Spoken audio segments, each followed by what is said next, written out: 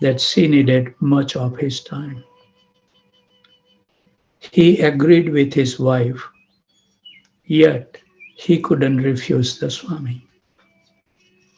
He was interested in Indian music, poetry, and religions. And here was a living authority, vastly knowledgeable in all facets of Indian culture, right in his home. Prabhupada would cook his meals in their kitchen, and right away, Karl would be there, eager to learn the art of Indian cuisine. Karl also wanted the Swami to show him how to play the drum. They would have long talks together. That's where we left yesterday. Carol explaining in her own words. Karl was trying to be something he really wasn't, but he would never have suggested that the Swami had to leave. Swami, I'm sure, was astute enough to pick up on this tension.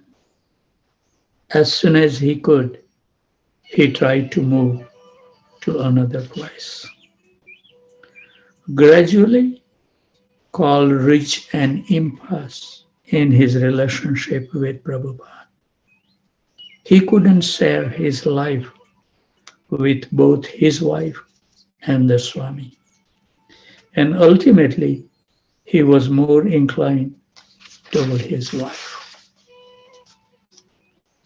So Karl explained that situation in his own words as follows. I couldn't see my loft becoming a temple. I was raising cats and dogs, and he wanted them removed. He used to call me a meat eater, but then he changed our diet. Of course, he was hitting the American culture, which doesn't know what all this business is. I have to put it on myself as much as anyone. I could understand and absorb India through an impersonal agency like a book or a record. But here was the living representative of Godhead. And to me, it was as difficult as anything I have ever had to do before or since. Prabhupada was not insensitive to the distress his presence was causing. He didn't want to inconvenience anyone. And of course, he could have avoided all inconvenience, both for himself and for people like Eva, if he had never come to America. But he wasn't concerned with convenience or inconvenience, pleasing Eva or displeasing her. He wanted to teach Krishna consciousness. Prabhupada had a mission, and Karl's loft didn't seem to be the right base for it. Prabhupada's friends all agreed he should move more into the center of things. The Bowery and Chinatown were too far out of the way. They would find him a new place. Forced by the conditions he accepted as Krishna's mercy, Prabhupada sat patiently, trying not to disturb anyone, yet speaking about Krishna consciousness day and night. Karl assured him that with half a dozen people searching, it wouldn't take long to find a new place, and they would all chip in together and help him with the rent. A week passed, and no one had found a suitable place for Swami. One day Prabhupada suggested that he and Karl walk up to the Michael Grant's place and ask him to help. Mike, in his own word, described him.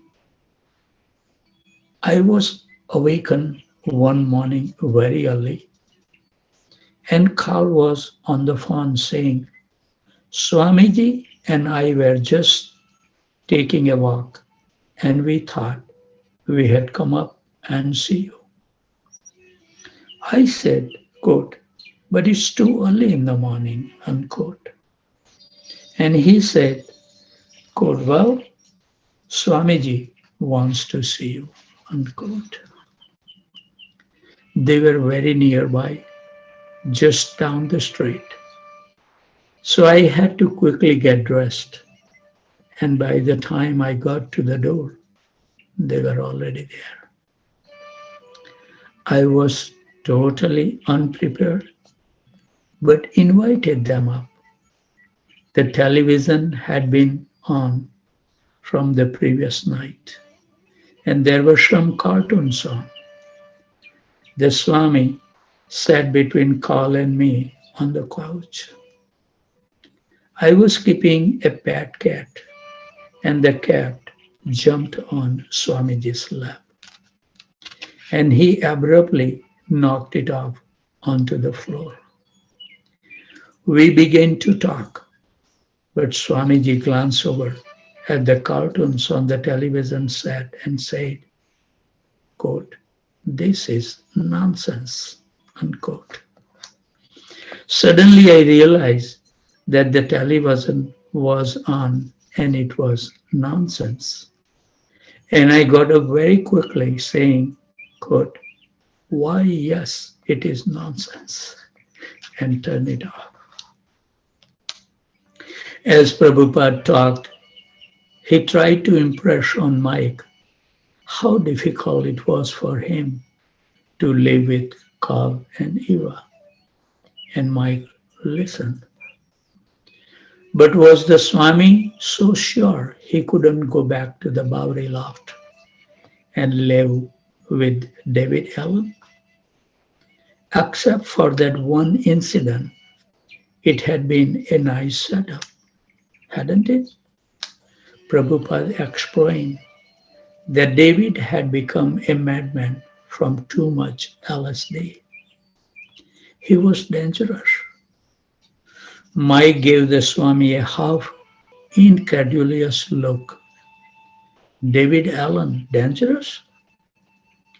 Prabhupada then told a story as follows.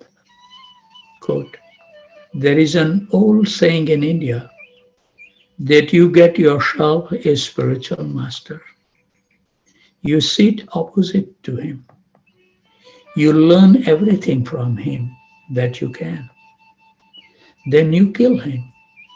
You move his body to one side, and then you sit in his place and become the Guru, unquote. As Prabhupada spoke, Mike began to feel that David was dangerous. So he didn't ask for any more details. Mike could see that Swamiji was appealing to him for help. And as they all sat together on the couch, Mike and Carl quietly nodded in agreement. The Swami was looking at Mike, and Mike was trying to think. Good. So how can we help Swamiji? Carl interjected. Mike explained that he was a pianist and he had to practice every single day. He had 2 pianos, 2 sets of drums, a vibraphone, and other instrument right there in his apartment. Musicians were always coming over to practice, and they all played their instrument for hours. Also, he was living with a girl, and there was a cat in the apartment. But Mike promised that he would help find the Swami a new place. Prabhupada thanked him and along with Carl stood to leave. Mike felt obligated.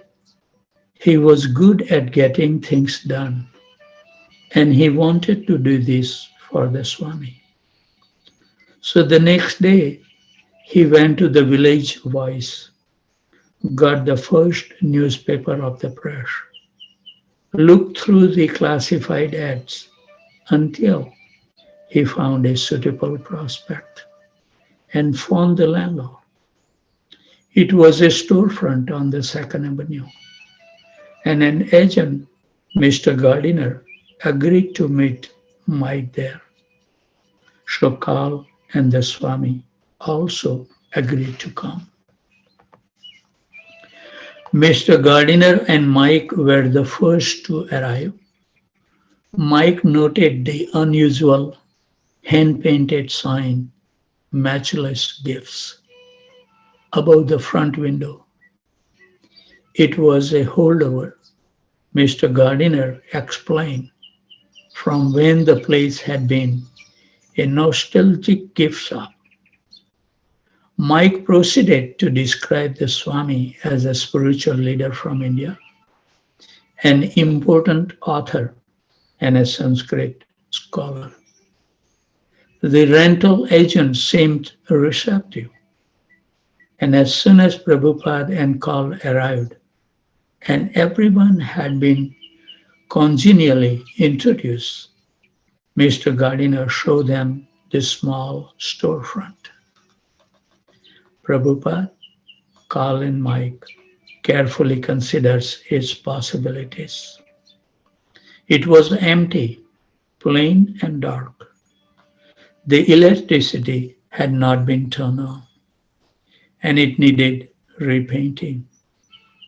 It would be good for meetings, but not for the Swami's residence. But at $125 a month, it seems promising.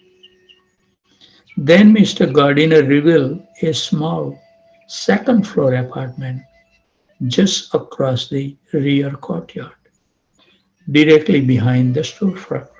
Another $71 a month, and the Swami could live there. Although first, Mr. Gardiner would have to repaint it, the total rent would come to $196, and Carl, Mike, and the others would pitch in. Prabhupada had the idea of making Mr. Gardiner the first official trustee of his fledgling Krishna Consciousness Society. Prabhupada will never leave anybody alone.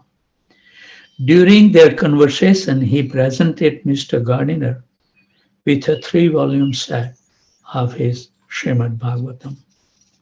And inside the front cover, he wrote a personal dedication and then signed it, A.C. Bhaktivedanta Swami. Mr. Gardiner felt flattered and honored to receive these books from their author himself. He agreed to become a trustee of the new society for Krishna consciousness and so pay the society $20 a month. Mr. Gardiner took a week to paint the apartment. Meanwhile, Mike arranged for the electricity and water to be turned on and had a pond installed. And he and Carl raised first month rent among their friends.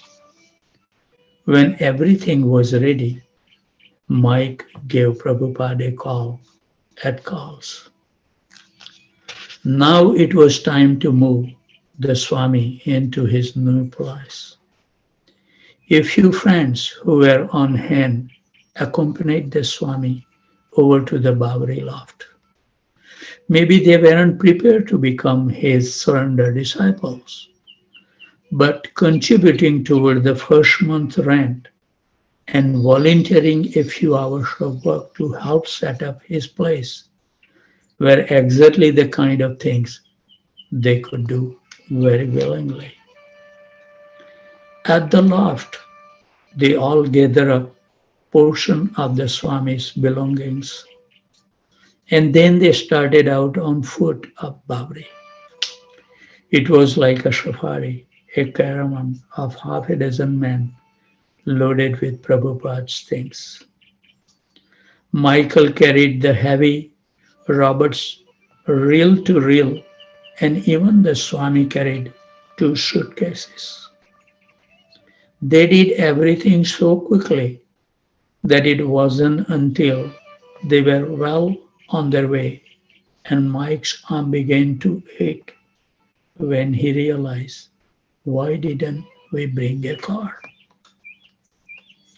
It was the end of June and a hazy summer sun poured its heat down into the Babri jungle. Starting and stopping, the strange safari, stretching for over a block, slowly tracked along. Prabhupada struggled with his suitcases, past the seemingly unending row of restaurant supply shops and land store between Grand, Broom, and Spring Streets. Sometime he paused and rested, setting his suitcase down. He was finally moving from the Babri. His electrician friend on 72nd Street would have been relieved, although perhaps he would have disapproved of the 2nd Avenue address also. At least he was finished residing on Skid Row. He walked on, past the homeless man outside the Salvation Army Shelter, past the open door towns, stopping at streetlight, standing alongside total strangers, keeping an eye on the progress of his procession of friends who struggle along behind him. The Babri artist and musician saw him as highly evolved. They felt that the spirit was moving him and were eager to help him set up his own place so that he could do his valuable spiritual thing and spread it to others. He was depending on them for help, yet they knew he was on a higher level. He was his own protector, or as he said, God protected him. The Swami and his young friends reached the corner of the Bowery and Houston, turned right, and proceeded east. Gazing steadily ahead as he walked, Prabhupada saw the southern end of the 2nd Avenue, 1 block away. At 2nd Avenue, he would turn left, walk just 1 block north across First Street, and arrive at his new home. As he passed the IND subway entrance, the storefront came into view, matchless gifts. He gripped his suitcases and moved ahead. At 2nd Avenue and Houston, he hurried through a break in the rapid traffic. He could see green trees holding their heads above the high courtyard wall, reaching up like overgrown weeds in the space between the front and rear building of his new address. The street side building housed his meeting hall. The real building, the apartment where he would live and translate. Adjoining the source front building on its north side was a massive 9-story warehouse. The storefront structure was only 6 stories and seemed appended to the larger building like its diminutive child. On its southern side, Prabhupada's New temple showed a surface of plain cement and was free of any adjoining structure. There was only the spacious lot of the busy mobile service station that bordered on First Street.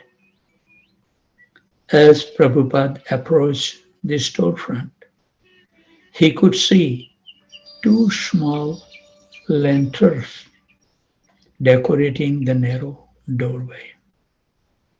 There was no certainty of what awaited him here, but already there had been good sign that these American young people, mad though they sometimes were, could actually take part in Lord Chaitanya's Sankirtan movement. Perhaps this new address would be the place where he could actually get a footing with his International Society for Krishna Consciousness. So, chapter 7, Breaking Ground. Allen Ginsberg, from his introductions to the Macmillan Bhagavad Gita as it is, he wrote, Swami Bhaktivedanta came to USA and went swiftly to the archetype spiritual neighborhood, the New York Lower East Side, and installed intact an ancient, perfectly preserved piece of street India. He adorned a storefront as his ashram and adored Krishna therein, and by patience and good humor, singing, chanting, and expounding. Sanskrit terminology day by day established Krishna consciousness in the psychedelic mind manifesting center of America East. To choose to attend to the Lower East Side, what kindness and humility and intelligence. Prabhupada's new neighborhood was not as rundown as the nearby Bowery, though it certainly was less than quaint.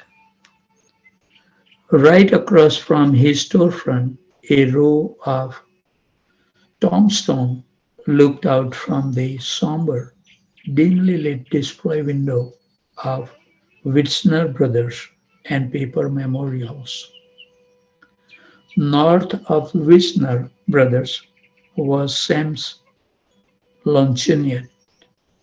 Next to Sam's stood an ancient four-story building marked AIR, then Ben J. Horowitz Monument, more gravestones, and finally Swartz Funeral Home. On the next block at number 43, a worn canvas awning jutted out onto the sidewalk. Provenzano Lanza Funeral Home. Then there was a Cosmos Parcel, Importers, and a few blocks further uptown the prominent black and white signboard of the Village East Theater. Up a block, but on the same side of the avenue as the storefront, was the Church of Nativity, an old three-story building with new blue paint and gold-colored cross on the top. The six-story 26th Avenue, its face covered by a greenish fire escape, crouched against the massive nine-story Knickerbocker fireproof warehouse. Second Avenue was a main traffic artery for East Manhattan, and the stoplight at the intersection of Houston and Second pumped a stream of delivery trucks, taxis, and private autos past Prabhupada's door. From early morning until night, there would be car zooming by, followed by the sound of brakes, the competitive tension of waiting bumper to bumper, the impetuous honking, then grids grinding, engines rumbling and reviving, and again the zooming by. The traffic was distractingly heavy. At 22nd Avenue, there was actually two storefronts. The one to the north was a coin laundry, and the one on the south had been a gift shop but was now vacant. Both had narrow entrances, large display window, and a dull paint. Beneath the matchless gift sign was a window, 6 feet square, that a few weeks before had displayed match boxes decorated with photos of movie stars of the 30s and 40s. The sign matchless gift was the only remaining memento of the nostalgic gift shop that had recently moved out. Below the shop's window, a pair of iron doors in the sidewalk hid stone step to the cellar and boiler room. The white sidewalk had been laid down in sections of various shapes and sizes at different times, year past. Certain sections had cracked or caved in, and a fine dust with tiny sparkling shreds of glass. Grass has collected in the cracks and depressions. A dull black fire hydrant stood on the curb, midway between the entrances to the two storefronts was the main entrance to number 26. And this door opened into the foyer, lined with mailboxes and intercoms. And then a locked inner door opened into a hallway leading to the stairs to the back of the courtyard. To the left of the gift shop's window was its front door, a dark wooden frame holding a full-length pane of glass. The door opened into the long, narrow storefront, which was now completely bare. Just inside to the right of the door, a platform extending beneath the display window was just the proper height for a seat. At the far end of the bare, dingy room, two grimy pane windows covered with bars open into the courtyard. To the left of the left-hand window was a small sink fixed to the outside of a very small toilet closet, whose door faced the front of the store. A door on the store left wall connected to a hallway that led into the courtyard. The courtyard was paved with concrete geometric sections and encircled with shrub gardens and tall trees. There was a picnic table, a cement bird bath, and a birdhouse on the pole. And near the center of the courtyard were two shrub gardens. The courtyard was bordered north and south by high walls, and front and back by the two tenements. The patch of sky above gave relief. I think next paragraph is long. It's 652. Maybe we can finish that one paragraph. Overlooking the courtyard from the rear building of 26 Second Avenue was Prabhupada's second floor apartment, where he would now live, work, and worship.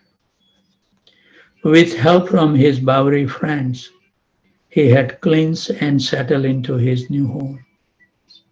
In the back room, his office, he had placed against one wall a thin cushion with an elephant print cover, and in front of the cushion his unpainted metal suitcase, which served as a desk. He had set his typewriter on the desk and his papers and books on the either side. This became his work area. His manuscript bundle in saffron cloth, his stock of Srimad Bhagavatam, and his few personal effects he kept in the closet opposite his desk. On the wall above his sitting place, he hung an Indian calendar print of Lord Krishna. Krishna, as a youth, was playing on his flute with a cow close behind him. Lord Krishna was standing on the planet Earth, which curved like the top of a small hill beneath his feet. There were two windows on the east wall, and the dappled morning sunlight, filtering in through the fire escape, fell across the floor.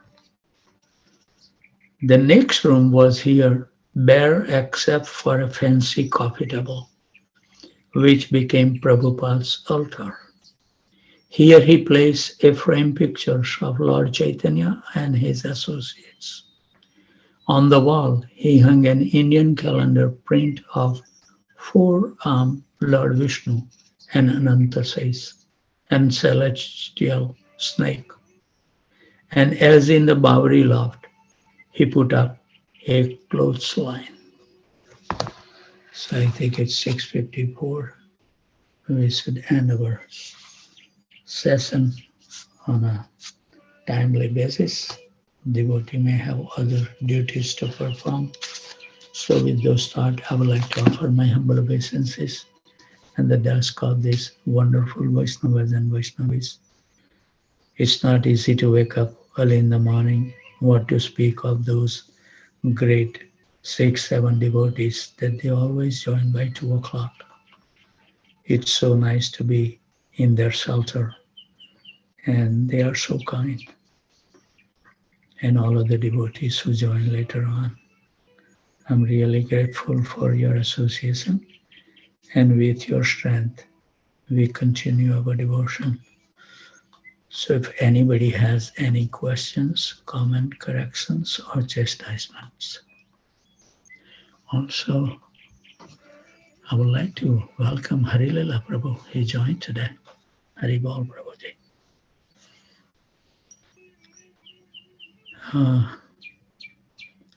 Nobody has anything to say? Nothing?